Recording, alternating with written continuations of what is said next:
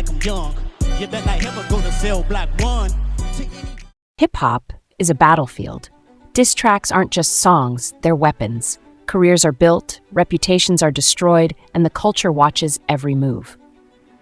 But what happens when a rap battle doesn't just stay in music? It spills into real life, into the industry, and even into the courtroom. That's exactly what's happening between Drake and Kendrick Lamar, two of the biggest names in modern rap. But this isn't just about music anymore. It's a fight over respect, power, and influence. After Kendrick's Not Like Us dominated the charts and even won a Grammy, Drake fired back, not with bars, but with a lawsuit. But how did we get here? And what does this legal battle mean for hip-hop? Let's break it all down. To understand this beef, we have to rewind. Drake and Kendrick weren't always rivals. They were once collaborators. Kendrick even appeared on Drake's classic 2011 album, Take Care. Back then, Drake was already a superstar, and Kendrick was an emerging lyricist recognized for his raw storytelling and poetic depth. The respect was mutual, until it wasn't. Everything changed in 2013 when Kendrick dropped one of the most iconic verses in hip-hop history, his feature on Big Sean's track Control. He didn't just challenge Drake, he challenged the entire rap game, calling out names like J. Cole, Meek Mill, and even Big Sean himself. Drake wasn't amused. While he didn't respond with a diss track, he made it clear in interviews that he wasn't impressed. As done as like the rest of the world is with that record. Like I think it came and it went, you know what I mean? And not to discredit it, like it's a good. He saw Kendrick's verse as a desperate grab for attention. From that moment, the Cold War between them began. The collaboration stopped. The subliminal shots in songs and interviews started piling up, but nothing major happened until 2024. Fast forward to 2024, and the Cold War finally erupted into a full-blown lyrical war. The catalyst? Kendrick's Euphoria. On Euphoria, Kendrick didn't hold back. He questioned Drake's credibility, implying that he was an industry plant, a rapper who was propped up by labels rather than earning his spot through skill. Drake responded almost immediately with push-ups, dismissing Kendrick's claims and painting him as bitter and insecure. But Kendrick wasn't finished. He followed up with 616 in LA, making it clear this wasn't just about rap anymore. He was out to end Drake's reign.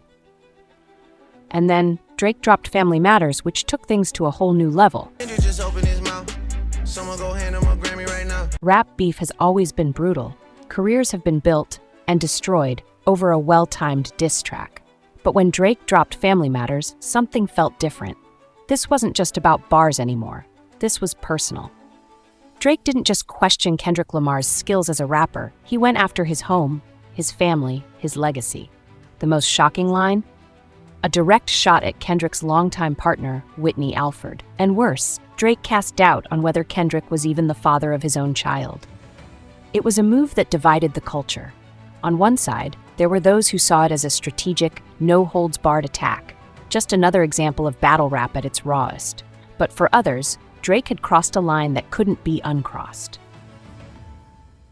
Because in hip-hop, history remembers the winners, but it also remembers when someone goes too far. Nas exposing Jay-Z's affair on Ether, Pusha T revealing Drake's secret son on The Story of Adidon. These weren't just bars, they were bombs, and now Drake had set off one of his own. But there was a problem. The response wasn't what he expected. The internet didn't erupt in celebration. Instead, something shifted. Even some of Drake's own fans hesitated. The energy online was different. This wasn't the victory lap he wanted. It was a moment of discomfort. For years, Drake had been the master of controlling public perception. But suddenly, the conversation wasn't about Kendrick, it was about him. Was this a calculated move? Or was this desperation? And then, just as the dust was settling, the other shoe dropped. Kendrick wasn't just going to respond. He was about to bury Drake.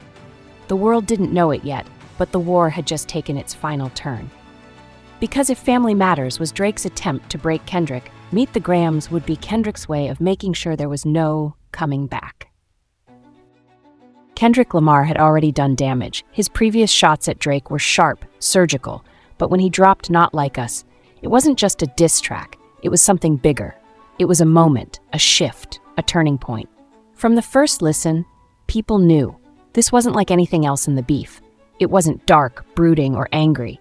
It was playful, infectious. It sounded like a celebration, but for Kendrick, it was a victory lap.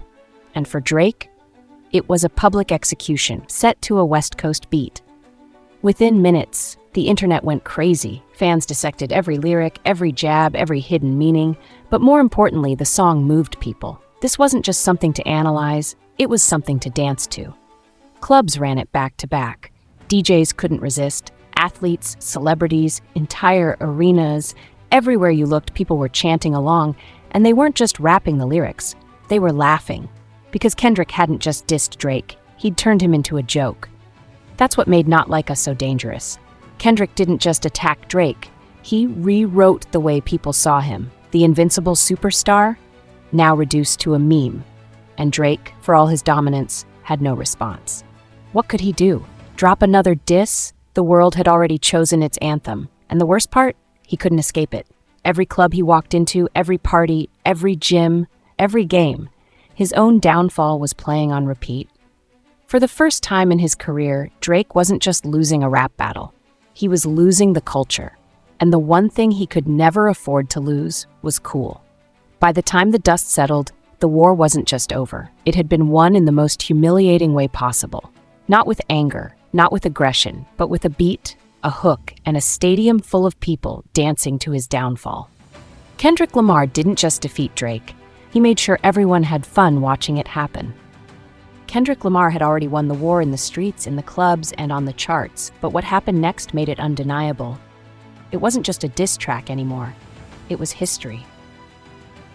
Super Bowl Sunday, the biggest stage in entertainment, millions watching, and there he was, Kendrick Lamar, standing under the brightest lights in the world.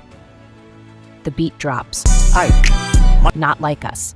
The stadium erupts. The crowd isn't just vibing. They're chanting every word, word for word. And Kendrick? He's smiling.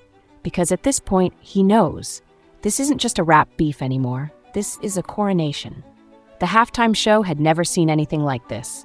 A diss track performed on this stage against an artist as big as Drake. This wasn't just a performance. It was a final public humiliation. And then, just when it seemed like Kendrick had done it all, he sealed it with the ultimate industry validation. The 2025 Grammys Best Rap Song. The nominees are read, the tension is thick, and then, Not Like Us. Kendrick walks up, composed. He accepts the award, but he doesn't gloat.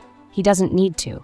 The moment speaks for itself. A diss track had just won a Grammy, and the message was clear. The culture had spoken. The industry had spoken. The world had spoken. For years, Drake had been untouchable. He controlled the charts. He controlled the narrative. But on this night, that era officially ended. Because at that moment, the world wasn't singing Drake's hooks. They were chanting Kendrick's diss. The war was over, and Kendrick Lamar had won. But instead of dropping another diss track, Drake took things to court.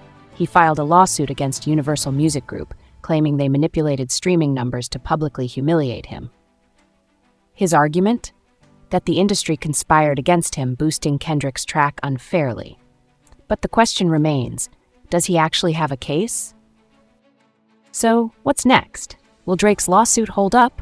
Or is this just damage control? And what about Kendrick? Will he drop more music, or is this battle already over for him? One thing's for sure, this is one of the biggest rap beefs of all time, and whether in the booth or in the courtroom, it's far from over. But now, I want to hear from you. Do you think Drake's lawsuit is justified, or is this just proof that he lost the battle? Let me know in the comments, and don't forget to like, subscribe, and hit that notification bell for more updates on this wild rap war. See you in the next one.